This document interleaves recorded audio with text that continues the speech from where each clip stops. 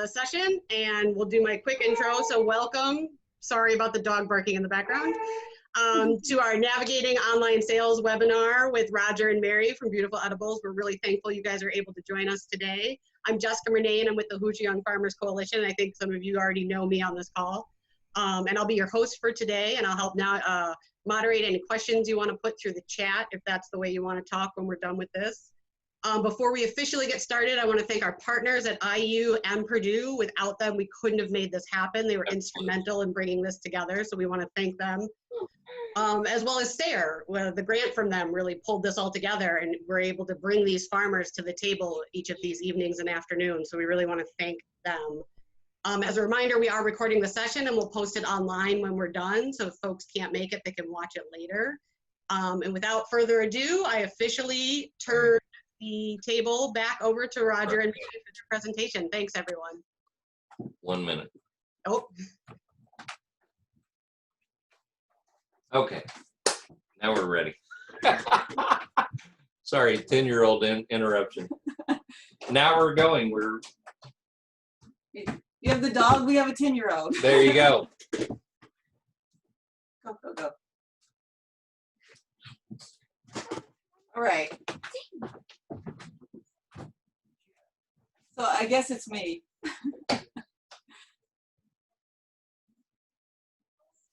So I'm Mary Winstead, and Roger and I started Beautiful Edibles about 5 years ago. And we have a small farm in southern Indiana, right at the Ohio River, outside of Evansville. And we have the last 2 acres of an 80-acre farm plot from his mother's family. Mm-hmm. And his mom and dad were deeded these 2 acres, and this is what is remaining. And so basically we have subdivisions all around us with the 2 acres here. I'm gonna step right into online marketing and sure. How it's worked for us. So about a year ago, we were doing a lot of restaurant sales. We started, our original account was a large restaurant account, and the chef there was just wonderful, did a lot of seasonal specials, and just basically said, grow whatever, gave us some ideas of some things he wanted, and he said, whatever you grow, I will buy. And he did. Woohoo. Which was awesome. That was a great way to start. Yeah. So then as we came along, my background is accounting, and so we were using Xero, which is an online accounting system, and it was okay for invoicing and taking care of things. Had a really cool little like on-the-fly mobile that you could create an invoice. I could stand right at the customer's location and say to the buyer, oh yeah, well, let me just add on 4 more of those, and just change things out or take that off for you or change the price or something like that. And I could do it right on the fly. So we really like that. We use our phones a lot. The smartphones are like our lifelines. We have to have those. The chefs are texting you, they're calling you, they're emailing you. You have to be able to respond, because that may be the only time during that day or that week that they're going to contact you. Right. And if you're not answering that phone, you may never talk to them again for a month. I mean, it's just literally seems like that for us. So we found that there were a special group of people. Special breed. And Roger, one of his hobbies is cooking. He was real good friends with that chef. So he kind of speaks their lingo. We had a little in on that, but we did find that we needed to be able to be very accessible for them. And so we had heard of the Farmer's Web on JM site. That's where I first saw it. JM site. Yeah. Or Farmer to Farmer podcast. Yeah, Farmer to Farmer. Was another place. So we did the 30-day trial on it. I think we signed up for the basic free first. And what we really liked about it is that they would allow us to purchase it when we were in season. And we talked a lot about that even though we grew some stuff year round, some greens and things like that, really during the high tomato season, that was our main crop. that was the biggest time that we had that we really needed Really to have, used it. Yeah, a lot. have something that they could have available. So we thought, because a lot of our chefs ordered from there's a place called Creation Gardens out of Louisville, Cisco out of Indianapolis, and I can't remember the other one up there. Piazza. And so they were very accustomed to using a mobile app to just go in and say, oh, I'm out of this, I want to order 10 pounds. At 10 o'clock to be delivered the next day. Right. So we couldn't have that instantaneous, but we thought, well, they'll be real receptive to using this because they're already using a product similar to this. And some of them were. Some of them did. They did a really good job. Yeah. We still found that a lot of them that were used to texting us or calling us or emailing us still needed that interaction. And so we were creating the orders ourselves. So it was really nice that the Farmer's Web had a really cool mobile app again, where, either for the buyer or for ourselves, that we had a really nice, easy to use mobile app. And then I think maybe it was the year before that we'd actually started with Market Wagon. Is that correct? Yeah. So we were comfortable with using an online farmer's market. What do you call that? A reseller. So they sell direct to consumers and they deliver. And they had an online system. This is what the Market Wagon looks like. I'm going to share the screen in a minute. Yeah.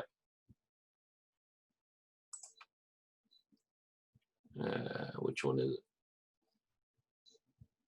Photos, I think. Which one?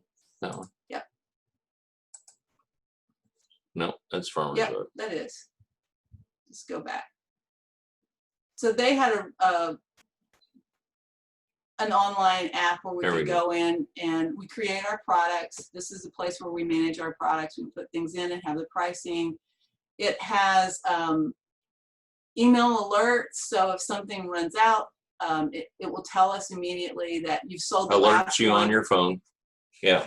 Yeah, and so you'll know immediately that you can go in and either restock it or unpublish it or whatever you want to do. Or change your price. Yeah, we can make special offers on here. They've been really good about working with us. They've occasionally had times when they've, especially for holidays and stuff, where they'll do a match. So if you put a product on sale for like 10% off, then they'll match it 10% off. So that's been really good. And that helped us when we had grains that came on early. You have a spike in the temperatures and your lettuce is going to start bolting. Well, we can reduce the price, they'll match the price, and it goes on sale. So. And it's pretty easy. I know some people have complained about, we do have to get everything packaged in individual packages. Yeah. We have to load them It's a lot different. Into the bags for the customers when we get to the drop-off location. So it's kind of similar to like loading CSA bags. Yeah. Very similar to that. And the one thing about our local Market Wagon is that we do have a lot of pre-made food on the market, bakery items. A lot of bakery items. Things like that. So we haven't found that it's been a tremendous amount of revenue, but it's pretty steady. Yeah, very it's pretty steady. So it's not the worst place that we sell things. But we're not going to get rich on the site. Right. And there we just wonder if it's not just our region and right. something within our community. We did see an uptick when the COVID shut-in came, and we right. saw an uptick through it there. But then the weeks following that, it kind of went down some. There is a couple of things that I would say about it, and we've made this comment, so that we have this caveat. we don't know what their marketing is. We can't control their marketing. So they can feature one of our competitors for the week when we have something on sale, and we have no control about that. Right. If they're sending out email blasts or Facebook posts. I think it's all social media. Yeah. I mean, all of their marketing goes through Facebook or Instagram, and we haven't seen anything else going out other than that social media. There's no billboards, there's no radio advertising, there's no TV advertising. So this is very limited in the audience that they're trying to broadcast to. Very targeted. Yeah, very targeted. It's a very targeted audience. And so we have little control over our kind of what our branding is. You know, we can put our items on here and you know, have our name on it and everything, but there's not a lot of control on that. And then what we never know is what the customer experience was when they got their products, because it's mixed up with everybody else's products in a bag. What they did, was it dirty? Was it did it have bugs in it? Was it on time? Was it wilted? Because we don't have any control over that after we put it in the bag.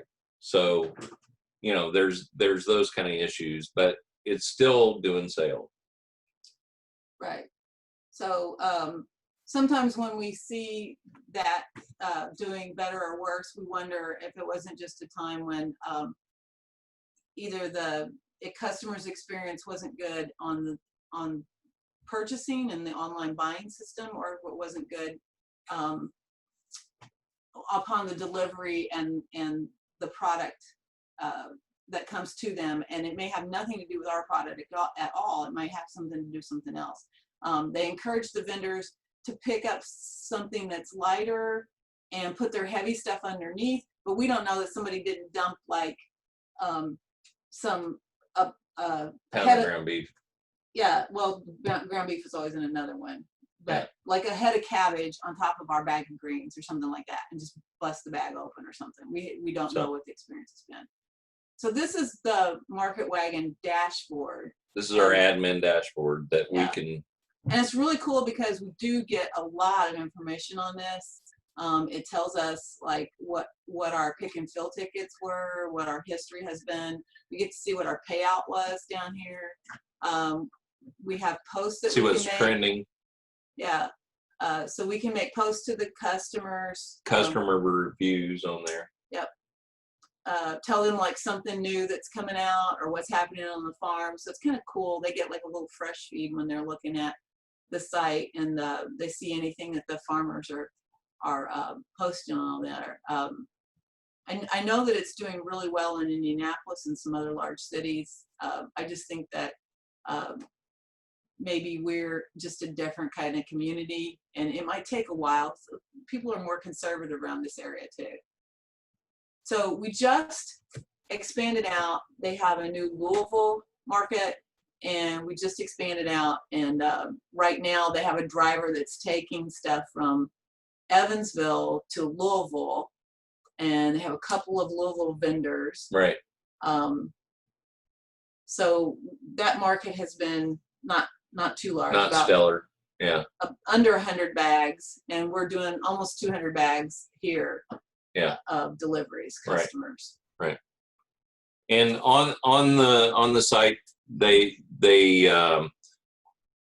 you can do a vendor profile, and people can follow you, and you can just tell them a few things about yourself, and they can shop only your products.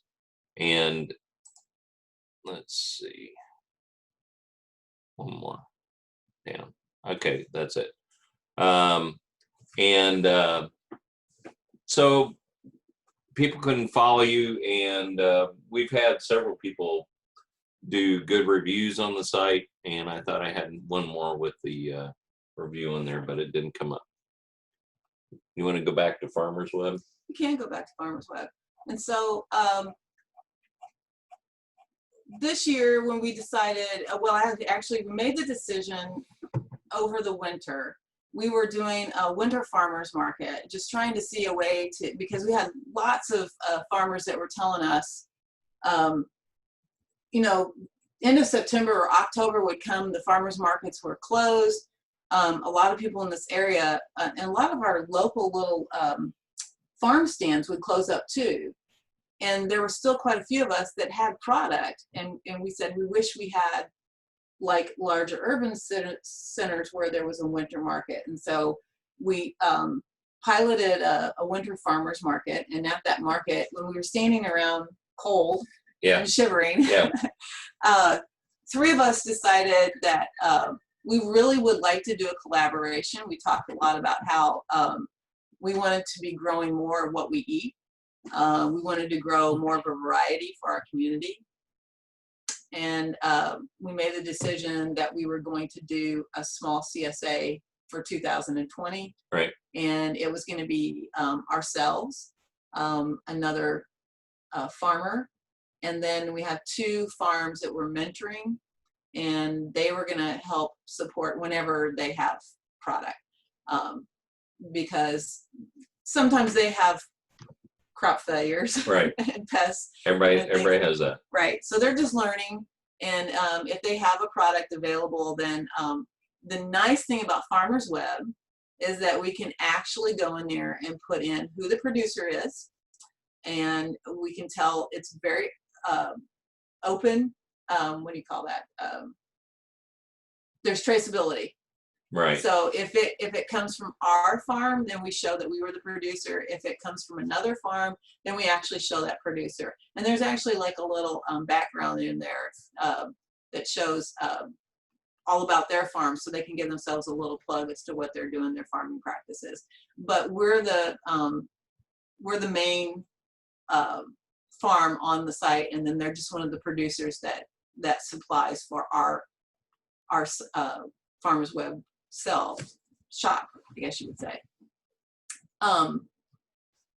So we liked that. And then Roger had it on an availability calendar. It was a really cool thing that we can make available to let people know when things were going to be in season. This is really good for chefs that want to do seasonal planning. We were able to tell them when flowers are going to bloom, when we're going to have different things. You know, chefs sometimes come in here from other states or locations, and this is a conversation that we had. We have a chef that's from Southeast Asia, right? And she had no concept. idea, but she was willing to learn. And she said this was really helpful to her to know when things were in season for us. And so it's also in a list type, and then it's in the calendar. And you can download it. Yeah. As a PDF. So, because it's downloadable, and we also have a catalog that we can download of our products. Right. We've done that quite a bit, of attaching that to an email or producing an actual physical printout to take to a buyer, and we take samples and we take them to print out. That's a really nice feature. Yeah. We try to do it digital as much as possible because we're all about saving paper. But yeah, it's a really nice feature to have. And this is a screenshot of what the Farmers Web looks like on a phone. So this is going into a product, and you can drill down and filter it as what products you want to see. And then the little green highlight there is actually where you can click on it and then actually edit the product. It has a way to quick edit too with your availability, so you can change your inventory. On the fly on your phone. Yeah. Usually we'll carry a clipboard and write things down when we're out in the field, but we have actually carried our phones before and just sat there and clicked an updated inventory on the phones as we're walking around taking inventory. We don't have a large farm.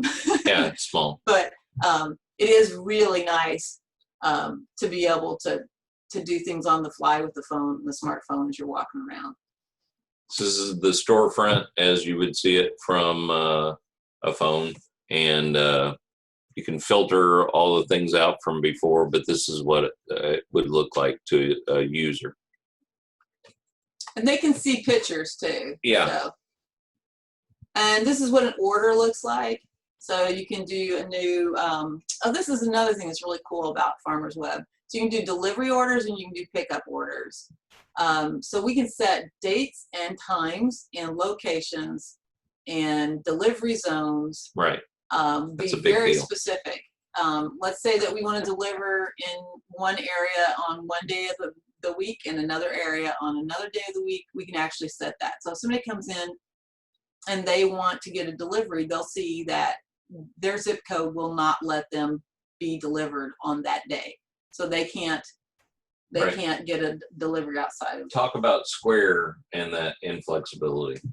So when COVID hit and we had decided that we were going to try to do more deliveries, we were actually, people were calling us and asking us.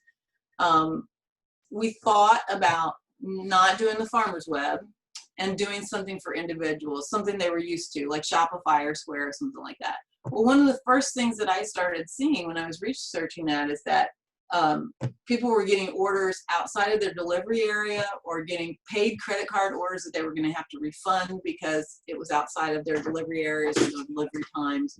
And this will not let someone put an order in. We have to approve every order. Yeah. So unless we approve it and say, yes, we will deliver that to you for that amount on that day, then they can't force an order on us. I mean, certainly put it in there, but they can't create an order without us approving it. And it also gives you a chance to know what people are doing without having you get a heads up before you get to like running your pick list and find out that somebody was ordering some crazy amount of something. So anyway, did you have the pick list in there? So the pick lists are that's what the packing slip looks like, and we can write notes in here. It's really cool. We can have it's automatic. I mean, we say generate a packing slip. There's a pick list. There's notes that you can have to yourself that the client doesn't see, and then there's notes that you can write to them, and you can write notes on the order and then on each individual item. So if you wanted to say something like, sorry, I only had a half case of this week. I know you want.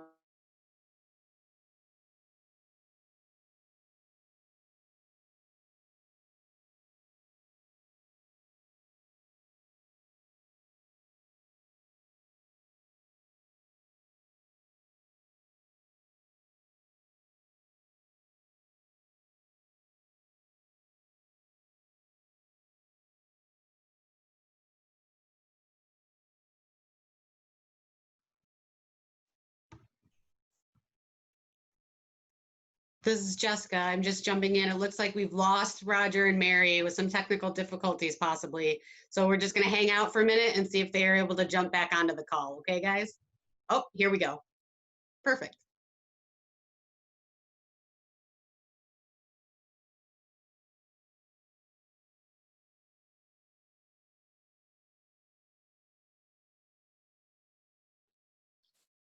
I know that we've got some pretty significant storms rolling through in southeast Indiana, so that could be part of the puzzle here. Where did we lose you? Are we back? We're back. You're back. All right. Okay. You're looking at the pick list. Okay, pick list. list. Here we go. Oh, I got to share that again, don't I? Bing. Bada boom. Share screen. Which one? That one? I don't see the pick list up. Oh, there it is. FW pick list photos. Where? Left. There you go. Bada bing. Share. There we go. Okay. So you were talking about this comes through, it's a downloaded file, and so we usually take it to Google Sheets. It's free, and it's, and then it's Excel. Yeah, and so then it's on our drive. We both can get to it, and we can keep it permanent. Shared documents is a big deal for us. Yeah. Because we're both in and out of it all the time. So her user is on her phone, my user is on my phone, but we share these documents, so go ahead.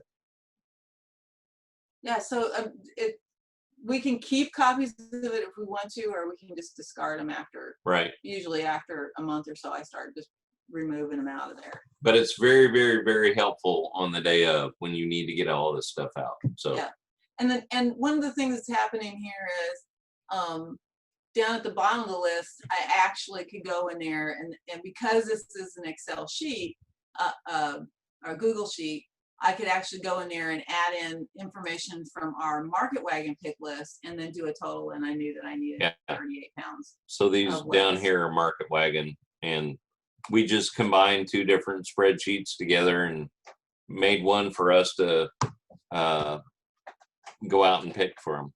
Yeah, because Market Wagon actually sends us a pick list the day before we have deliveries with them. So, are we out of time yet? This is Jessica. We've got about half an hour left, but we could switch over to questions if you guys are comfortable with that. I think he's finished with photos here. Okay.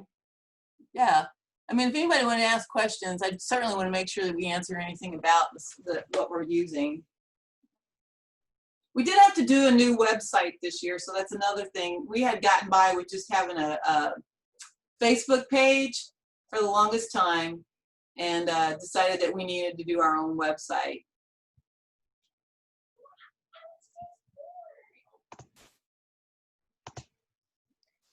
This is Liz. I'll throw out a question if you're game.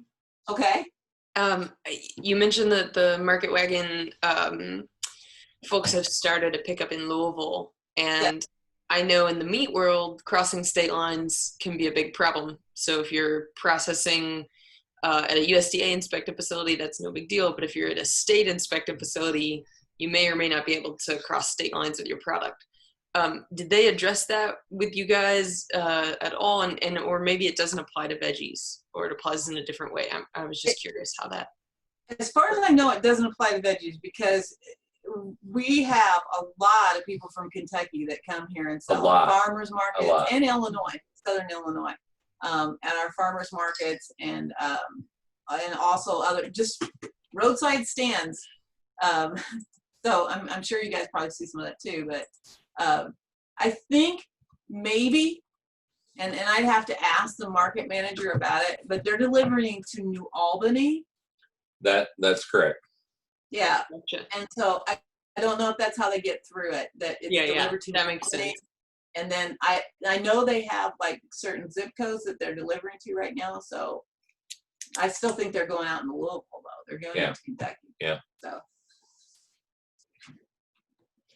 Well, that's really interesting to me because it seems like the Market Wagon in Indy has lots of product. But if the New Albany one is new, well, maybe that's just the place for us to be. So that's a good insight. Where are you at? If you go straight up from Louisville, as if you're going to Indy on I-65, we're about 40 miles north of Louisville. Okay. Okay. So are you on Market Wagon at all? Not yet. Okay. For us, the market here, they take a cut, and the cut's what, 25%? And if we go to Louisville and they transport for us, it's a 30% cut. So they're taking off the top 30% of what we're, so we have to jack up the price to go to that market. If we want to get the same thing. Within reason. You can't overprice yourself out of the market.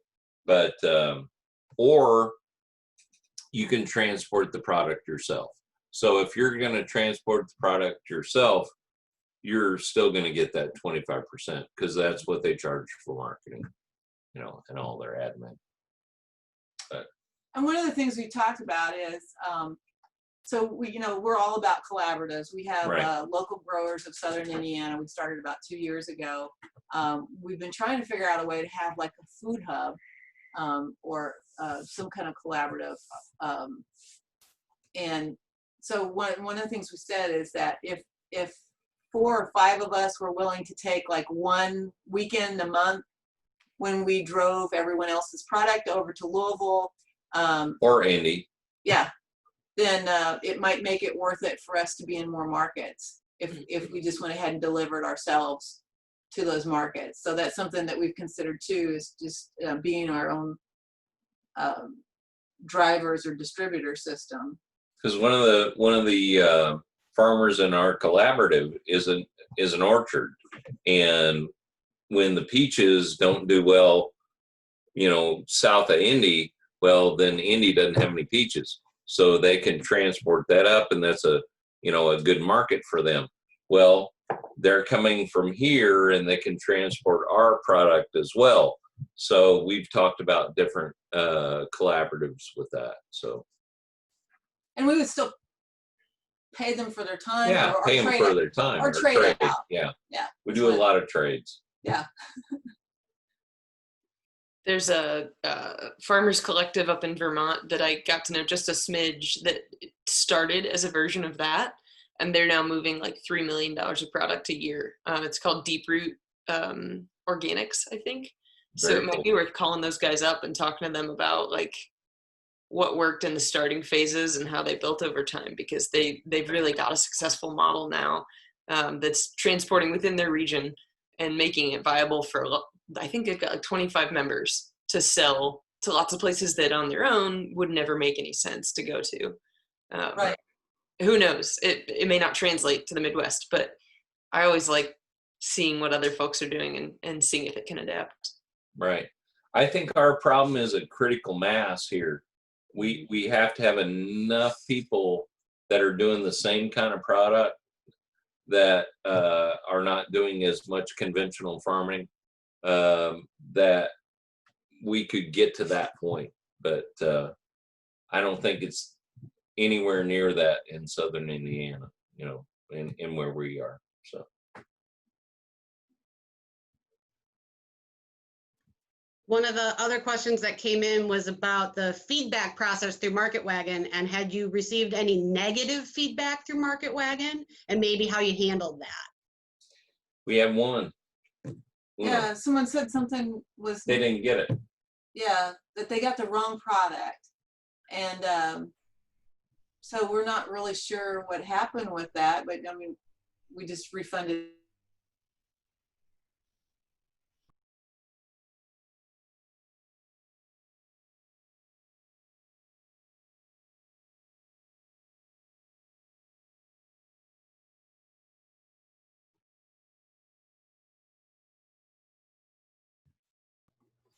It seems like whenever they make eye contact, their screen.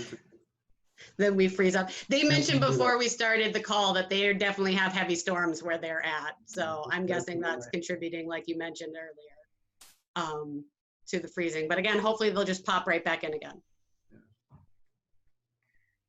Yeah, heavy storms is right. I just peeked at our radar, and we've gone in the last 2 hours from 40% chance of nothing to now 100% chance of 3/4 of an inch. So it's storming. Gonna get it, yeah.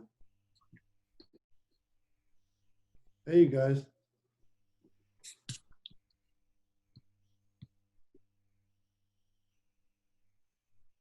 Here we go. We're back. We've determined when you two make eye contact, the screen freezes. So something magical is happening there. Oh my gosh, it happens about 575 times a day. Yeah. Yeah. Was wet, man. We're definitely in it, that's for sure. I was when you guys were talking earlier about the I kind of thought about the issue with Market Wagon of pulling together all those different food sources, and if one person has flea beetles or something, or a bunch of soil incorporated in it too, like how that could really impact you guys. And so that's why I had that question about the negative feedback. Did you feel like that's happened? It isn't something that's happened for you guys necessarily. So we really never had any negative feedback other than the one where they said they didn't get something, and every now and then we'll throw in, we grow edible flowers, so Every now and then we'll throw edible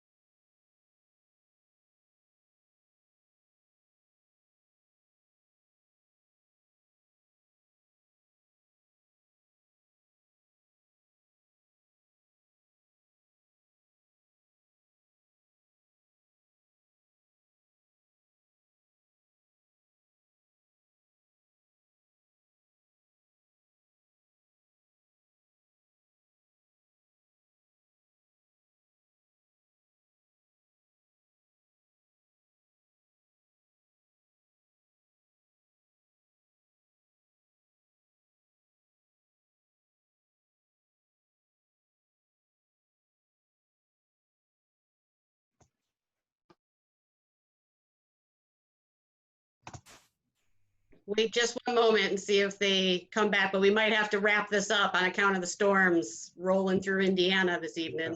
I'm going to throw one question up on the chat board just so it's on here, and if they get a chance to answer it, or so, and I don't forget it too. But I'll just put it on there so it stays incorporated with the chat messages. But Okay. I don't forget.